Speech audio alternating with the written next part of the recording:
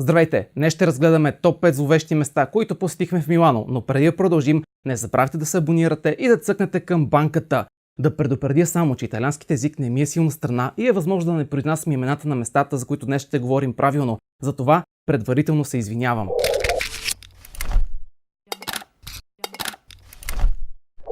Номер 5. Сан Бернардино Алеоса. На пръв поглед изглежда скромна църква отвън, разположена точно в центъра на града, близо до катедрала Дуомо. Мистерията й се намира в тайна стая, която се пази от набор от двойни тежки врати. Църквата има крипта, чието стени са покрити с човешки черепи и кости, подредени в кръстовидни форми, поставени там през 17 век след епидемия от проказа. Посещаването на тази стая е уникално преживяване и това не е всичко. Легендата разказва, че в нощта на 2 ноември черепът на малко момиченце получава тайнствен живот и броди из криптата. За огромно съжаление на нас не ни позволиха да снимаме там, но аз направих тайничко кадри и ще добавя материали от Google. Номер 4. Вия Баниера. Ако сте свикнали да се разхождате из центъра на Милано и да имате пълна хармония и спокойствие, тази история ще промени мнението ви. Тази тясна и малка алея, много близо до центъра, е мястото, където са се случили първите убийства с серийни убийци в Европа, благодарение на Антонио Боджа, или по-известен като чудовището от Милано. Той се смята за първият сериен убиец в Италия. Вия Баниера е известна с това, че е предпочитано място за убиване на жертвите му. Може би се дължи на факта, че той е живял на въпросната улица до края на живота си. Може би докато не са го екзекутирали през 1862 година. Легендата разказва, че духът на убиецът все още се движи по улиците около Вия Баниера, като той се появява чрез леден порив на вятъра, обгръщайки хората. Определено мястото носи заряд зловеща енергия. Ние посетихме улицата през нощта и честно казано не бих минал там сам.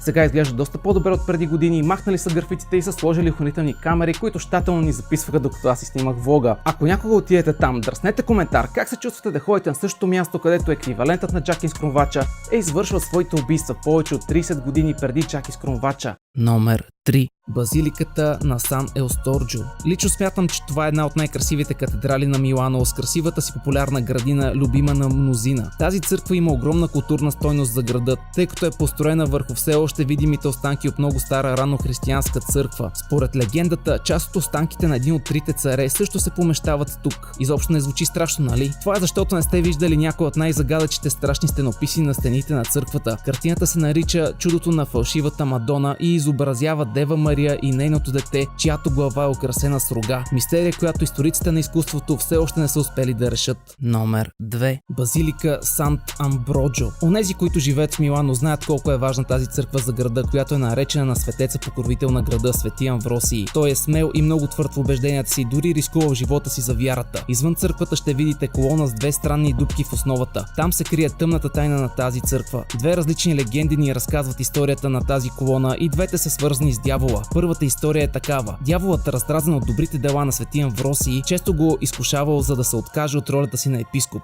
Когато дяволът направил засада на светеца, последвала битка, която светецът успял да спечели и със страшна сила бъснал дявола в колоната и дяволът забил рогата си в нея. Според друга версия, дяволът, нападайки с рога, светецът го пропуснал и се забил в колоната, и в двата случая дяволът участва. И това не е всичко. Според някои туристи можете да усетите миризма на сяра близо до тези дупки и в стълба, което е още едно доказателство за опасно тревожно присъствие. Номер 1. Дуомо. Най-често срещаната туристическа дестинация в града, любима на местни жители и на туристи и една от най-красивите църкви в Европа. Крие мистерия, която може да промени начина, по който я виждате. Според легендата, дяволът се явил в съня на Джан Галеацо Вискоти, благородникът, който поръча строежа на Дуомо. В съня си дяволът му наредил да построи катедралата като храм за поклонение на дявола, включително изображения, които изобразяват сатаната като акт на преданост. Не знаем дали историята е вярна, но истината е, че дяволът е изобразен около 100 пъти в скулптурите, украсяващи фасадата на катедралата. Наслаждавайте се, докато ги търсите. Ние определено се насладихме, аз лично обиколих цялата.